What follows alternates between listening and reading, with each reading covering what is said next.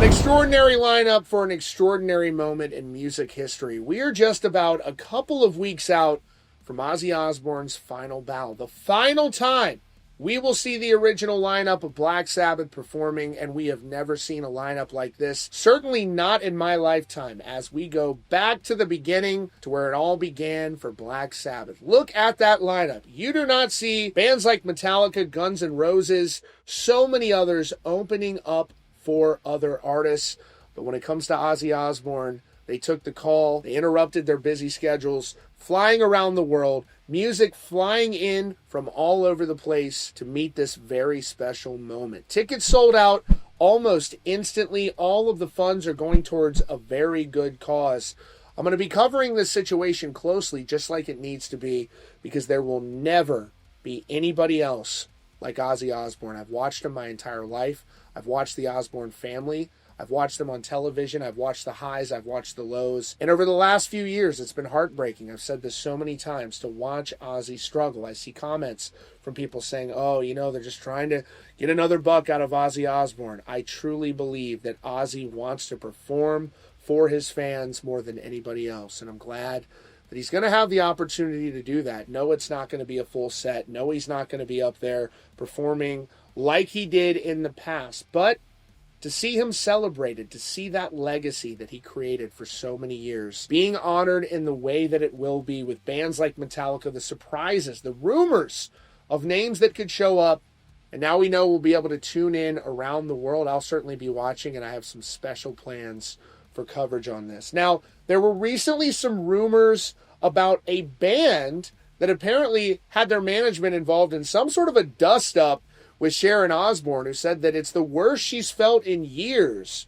She said that manager allegedly has been going around bad-mouthing her, and she says she doesn't give a shit. Now, it's unclear what led to this, but naturally, lots of fans have been speculating on who isn't on the lineup, who they think should be on the lineup. And now we have Kelly Osbourne weighing in and ending the speculation about at least one band who many fans thought could have been the act that Sharon was referring to. Here's what we know, and also about how Tool, although they weren't the band in question, almost didn't play the show as well. Here's what we know. A major mystery is brewing around Ozzy Osbourne's final show, and it all started with Sharon Osbourne. Sharon recently revealed that a band was kicked off the bill for Ozzy's Back to the Beginning farewell concert after a major blowout with their manager. In a recent interview with Louder Sound, she laid it out pretty directly, to say the least. She said, quote, I had a huge to-do with the manager over this celebration for Ozzy and Sabbath. It was probably the worst way I felt in years. She added, I don't care what this person says about me, because I threw his band off the bill. Of course, Sharon didn't name the band or the manager, and that sent fans online into a frenzy of speculation. The theory that gained the most traction was that the band in question happened to be Megadeth. Fans pointed to their absence from the stacked lineup and old rumors of friction as potential cues. It seemed like a plausible, if not dramatic, explanation. But then, the story took another turn. Ozzy and Sharon's beloved daughter, Kelly Osbourne, stepped in to clear the air. On a Metal Addicts Instagram post discussing the Megadeth theory, Kelly left a very short and to-the-point comment. Nope, not him. Now, while she didn't offer any more details, her comment pretty much shut down the leading fan theory. So if it wasn't Megadeth, who was it? The mystery continues. Now, this all adds another layer of drama to what was already a historic event. The Back to the Beginning show on July 5th is set to feature Ozzy reuniting with the original Black Sabbath lineup for one last performance. The bill is packed with legends like Metallica, Guns N' Roses, Slayer, Pantera, and so many others. Fred Durst, Jonathan Davis from Korn, you name it.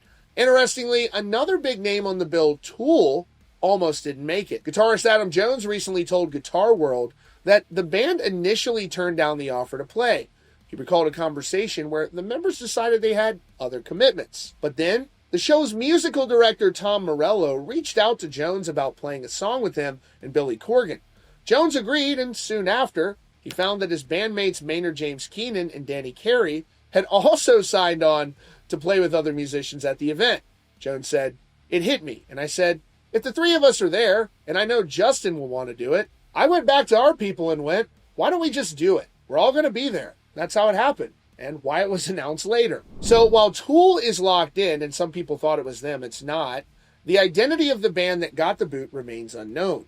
Sharon made it clear it wasn't a matter of bad blood with the band like Iron Maiden, despite her past issues with Bruce Dickinson. Now this leaves fans right back where they started, wondering who could have been kicked off of that lineup. So obviously it could be anyone. Sharon herself said it wasn't Bruce Dickinson, it wasn't Iron Maiden. She said Ozzy's actually quite fond of the band, says that was her issue. So I'd love to hear your theories down in the comments. Of course, shout out to the feed fam. Hit that join button. Got their names up on the screen. You get a badge in the comments. That's your latest update right here from Rock Feed.